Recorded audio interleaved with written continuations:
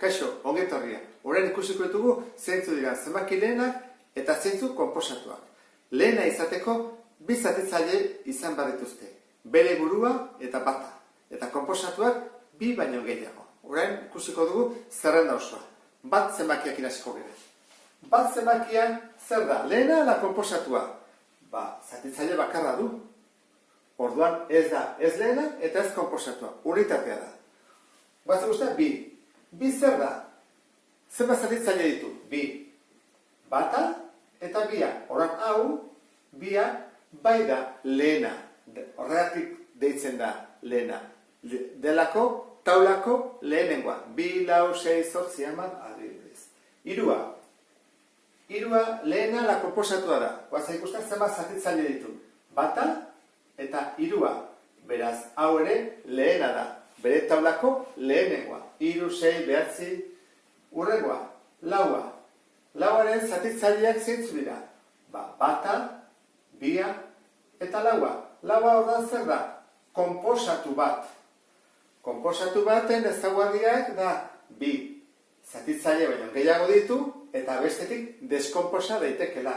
Lau da, bi bider bi. Eta da taulako bigarrena.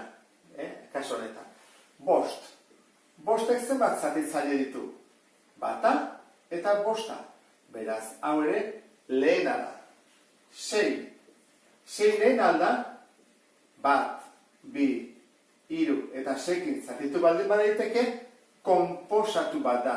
Beraz, 6a deskonposatu daiteke, 3 bider bi eginez, adibidez. Zazpia.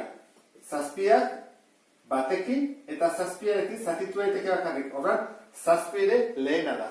Orduan, jakin behar duguna da, zein den zenbaki lehenen zerrenda. Eta konposatuak dira beste guztiak bata izan ezik noski. Orduan, lehenak dira, bia, hirua, bosta, zazpia, 11, 13, 17, 19, 23, 29, 31, 37, eta horrela. Noiz arte? Beti, etengabe. Hemen hasi, eta 37, gurrengo izango izake 41, eta bar. Zenbat eta aurrego joan, zenbakiak zailagoa aurkitzen, zenbaki handi horiek komplikatuagoak dira. Eta hemen berdin gertatzen da. Konposatuak beti aurkitu daitezke, geota handiagoak izan arren. Eta horren, sarrera honekin, beste bat arte, agur, ondo izan.